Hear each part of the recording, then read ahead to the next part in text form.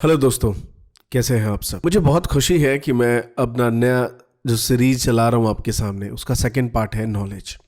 मैंने आपसे कहा था कि इसके बारे में जब आप समझेंगे, जानेंगे, तो एक्चुअली आपको पता चलेगा कि मनी, नॉलेज और टाइम ये कितना इंपॉर्टेंट होता है हर इंसान के जीवन में। तो नॉलेज की अगर सिंपल डेफिनेशन की बात करें तो सबसे पहले जिनको हम मानते हैं, मैं खासकर उनको बहुत पूछता हूँ, जिनका नाम है APJ डॉक्टर अब्दुल कलाम। उन्होंने कही थी कि knowledge is equal to creativity, courage and richness. ये तीन चीजें अगर आपके पास हैं, उदारता, कुछ अलग करने की चाह, करने की चाह, ये तीन चीज अगर आपके पास है तो इसी को नॉलेज कहते हैं। प्लाटो, जो कि वेस्टर्न वर्ल्ड के टॉप प्रोफेसर्स में से रहे हैं, फिलॉसफी उनकी स्टैनफोर्ड में बहुत ही ज़बरदस्त रही है, उन्होंने कहा है कि कोई भी चीज़ तीन तरीकों से होना चाहिए। पहली जस्टिफाइड, दूसरा प्रूव्ड और तीसरा बिलीफ। अगर ये तीनों चीज़ें हैं तो इसी को हम नॉलेज कहते हैं कि वो जस्टिफाइड होना चाहिए। कि अगर जस्टिफाइड नहीं है कोई चीज़ तो आप नॉलेज कैसे मान लेंगे। फॉर एग्जाम्पल, मैंने कहा कि इस फ़ोन को गिराने के बाद ये टूटता नहीं है, ये जस्टिफाइड नहीं है तब तक जब तक मैं इसको गिरा के दिखा ना दूं। तो आपको प्रूफ करना पड़ेगा। प्रूफ हो चुका है और सामने वाला बिलीव नहीं कर रहा है कि क्या पता एक बार गिरने से ना टूटा हो, तब तक वो नॉलेज नहीं है। तो किसी चीज की ये तीनों एक जो प्रक्रिया है ये पूरी होनी चाहिए। नॉर्मल एक जर्नल जो ऑक्सफोर्ड की डिक्शनरी अगर हर जगह पढ़ते हैं, वहां कहते हैं कि भैया किसी भी चीज की थ्योरी और प्रैक्टिकल की अगर आपके पास समझ है तो इसी को नॉलेज कहते हैं। दुनिया में एक बड़ी फेमस लाइन चलती है हमेशा कि more than right to education there are to be right kind of education. सबको शिक्षा का अधिकार से बेटर ये है कि सबको एक सही एजुकेशन मिलना बहुत ज़रूरी है। बट मैं इन चीज़ों को हमने समझा कि एजुकेशन क्या है, एक डेफिनेशन से हमने काफ़ी क्रिएटिविटी समझी। लेकिन मैं आपको सही बताऊं तो एक्चुअल में इंडिया में नॉलेज की कमी नहीं है, नॉलेज बहुत ज़्यादा है। हमारा देश विविधताओं का देश है, जहाँ तकरीबन नाना 100 से भी ज़्यादा भाषाएं बोली जाती हैं। अगर आप सिर्फ एक बिहार जैसे स्टेट में पहुंच जाए जहाँ पे हिंदी बोली जाती है, अगर आपने देखा होगा मैथिली में, पूरे बिहार में आप घूम ले तो वहीं अलग अलग भाषाएं, तब तकरीबन 72 भाषाएं सिर्फ बिहार में है। हर अलग अलग ज़िले में अलग अलग भाषाएं चेंज हो जाती हैं। बिल्कुल बदलाव, हम समझ जाते हैं एक दूसरे की भाषाएं, लेकिन भाषाओं में बहुत बदलाव है, बहुत बदलाव है।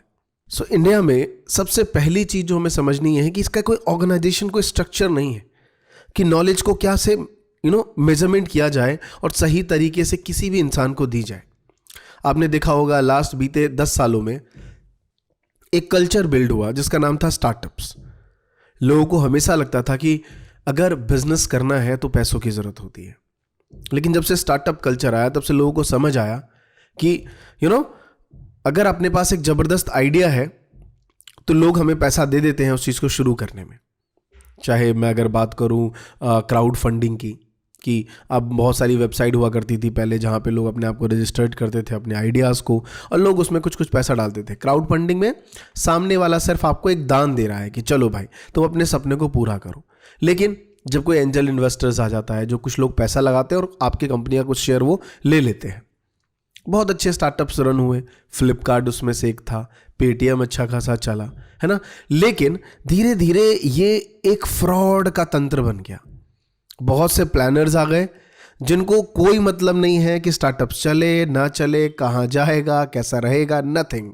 वो सिर्फ पैसे लेने में बिलीव रखते हैं, उसको बर्न करके ऐश करने में बिलीव रखते हैं। सिंपल थ्योरी है कि अगर मैंने 10 रुपये लगाए हैं तो अब मैं 20 रुपये वाले को ढूंढ रहा हूँ। मैंने 20 रुपये लगाए हैं तो मैं 50 वाले को ढूंढ रहा हूँ। जिसने 50 लगाए हैं वो 100 वाले को ढूंढ रहा है। बस एक दूसरे को टोपी पहनाना। इट मीन्स कि ये भी एक नॉलेज का हब नहीं है। आप देखिए तो सिर्फ दिल्ली में 700 से ज़्यादा स्टार्टअप्स हैं। बैंगलोर, दिल्ली, मुंबई स्टार्टअप्स के हब हैं। लेकिन 90% स्टार्टअप फेल इस वजह से नहीं होते कि उन्हें लैक ऑफ नॉलेज होती है ना, इस वजह से फेल होते हैं जिनका मोटो ही नहीं होता उस बिजनेस को बड़ा करना। उनका मोटो होता है सिर्फ पैसे कहीं से लाना, किसी कैंप से जाना, कहीं विनर्स बनना, वहाँ से पैसे लेके आना और उसको बस बर्न कर देना। और दोस्तों आगे जो मैं बात करने वाला हूँ जिन वेबसाइट के बारे में, उनका नाम है elearnmarkets.com। अब देखिए इस वेबसाइट पे आपको क्या मिलता है। इस वेबसाइट पे जब आप जाते हैं तो यहाँ पे आपको कंप्लीट जितनी भी फाइनेंशियल सर्विसेज कोर्सेज होते हैं वो सारी चीज़ें मिलती हैं आपको। यहाँ पे आपको शेयर मार्केट्स के कोर्स मिलते हैं, यहाँ पे आपको NSC Academy सर्टिफिकेट कोर्स मिलता है आपको जो कि सर्टिफाइड है। तो ये सारे कोर्सेज आपको मिलते हैं। फिर मैंने आपसे बताया था कि वेबिनार वेबिनार, जो कि इनके वेबिनार्स होते रहते हैं। इंडिया के टॉप शेयर मार्केट एक्सपर्ट्स आते हैं वहाँ पे, जो अपनी बातें लाइक शेयर करते हैं कि किस तरीके से आप ट्रेडिंग कर सकते हैं, इंट्राडे कर सकते हैं। और जब इनका फ्री लर्निंग्स मॉडल है, इसमें जब आप जाएंगे तो यहाँ पे आपको 4000 के कोर्सेज बिल्कुल फ्री ऑफ कॉस्ट मिल रहे हैं, जिसका कूपन कोड है MT100। आप इसे चेकआउट कर सकते हैं, डिस्क्रिप्शन में मैंने कूपन कोड डाल दिया है। तब आपको 4000 के कोर्सेज आपको जो है ऑफरिंग फ्री मिल रहा है। और ये सभी कुछ आप अपने मोबाइल में देख सकते हैं, इनकी खुद की एप्लीकेशंस हैं। तो वहाँ पे आपको स्टॉक मार्केट के tips and tricks, like free courses, videos, सारा कुछ आप चेकआउट कर सकते हैं उनके एप्लीकेशंस में। तो देर नहीं करना है, डिस्क्रिप्शन में इसका लिंक है, वहाँ जा सकते हैं। और जाते जाते मैं बता दूं कि जो लोग हिंदी में करना चाहते हैं, बहुत सारे कोर्सेज वहाँ पे हिंदी में भी अवेलेबल हैं, आप उसे चेकआउट कर सकते हैं। हमारी नॉलेज की एक सही जानकारी नहीं भी है, इसका मैं आपको एक छोटा सा एग्जाम्पल देता हूँ। जब कभी भी आप रेस्टोरेंट में जाते हैं, क्या करते हैं? पहली बात तो हम ज़्यादातर लोग इंडिया के 90% पीपल मेन्यू देखना पसंद नहीं करते। वो सीधा बोलते हैं क्या है आपके पास, कुछ स्पेशल है? अगर आपके पास पैसा ठीक ठाक है, स्पेशल है। अगर उसने कह दिया तो हाँ भाई ये ले आओ, नहीं तो कोई थाली वाली है तो बता दो, उसी से काम चला लेंगे। नहीं तो फिर पूरे मेन्यू में खाने के आइटम में सबसे सस्ता आइटम से हम शुरू करते हैं। कौन सा सबसे सस्ता है? सिवाय इसके कि हमें उस सिचुएशंस में क्या खाना चाहिए, क्या मेरे हेल्थ के लिए सही रहेगा, अगर मैं ट्रिप पे हूँ तो वहाँ के लिए क्या ऐसा पॉपुलर है जो मुझे पता होना चाहिए, हमें पहले से कुछ पता नहीं होता। और इसी नॉलेज की ना होने की वजह से हम आगे नहीं पढ़ पाते। वो कहते हैं ना कि मिडिल क्लास आदमी नहीं चूतिया होता है।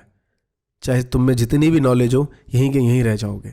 आई होप आप सब ने मिर्ज़ापुर देखी होगी, और आप सब तो लव टू फैन है। मैं देखता हूँ हर जगह शेयरिंग ये वो चलता रहता है। तो ये कहावत है कि हम एक्चुअली नॉलेज ले नहीं पा रहे। तो हम क्यों नहीं ले पा रहे? बिकॉज हमारे आसपास एक इकोसिस्टम नहीं है नॉलेज को सही से मेज़र करके हमारे अंदर देने का। जब मैं इंडिया के बाहर के कुछ दोस्तों से बात करता हूँ, वो ऑलवेज बात करते हैं मेरी गाड़ी का इंश्योरेंस मैं पे करता हूँ। आज तक किसी इंडियन लौंडे को मैंने नहीं देखा ऐसे बातें करते, भाई मेरी बाइक का इंश्योरेंस खत्म होने वाला है। उसको तो पता ही नहीं होता कब खत्म हो गया। जब वो देख रहा था कहता भाई तो 2 साल हो गए यार, 2 साल से मैंने इंश्योरेंस नहीं करा, चल बच गए 2 साल के पैसे। वहाँ के लोगों जब मैं बात करता हूँ, मेरे पास वीज़ा परमिट, डे काउंटिंग, मेरी कार का इंश्योरेंस, ऐसी चीज़ें, इतनी छोटी छोटी चीज़ों की जानकारी वो प्रॉपर डिटेल में रखते हैं, जस्ट बिकॉज ऑफ कि उनके पेरेंट्स, उनकी गवर्नमेंट ये सारी चीज़ों की अवेयरनेस फैलाती है। इंडिया में इन चीज़ों की अवेयरनेस नहीं है। सो नॉलेज एक काइंड ऑफ, अगर मैं शास्त्र के अकॉर्डिंग बात करूँ, जो जितने भी साधु संत, जब मैंने उनकी काफ़ी बातें सुनी, वो सिंपल है कि दुनिया में 2 ब्रह्मांड हैं, एक बाहर और एक आपके अंदर।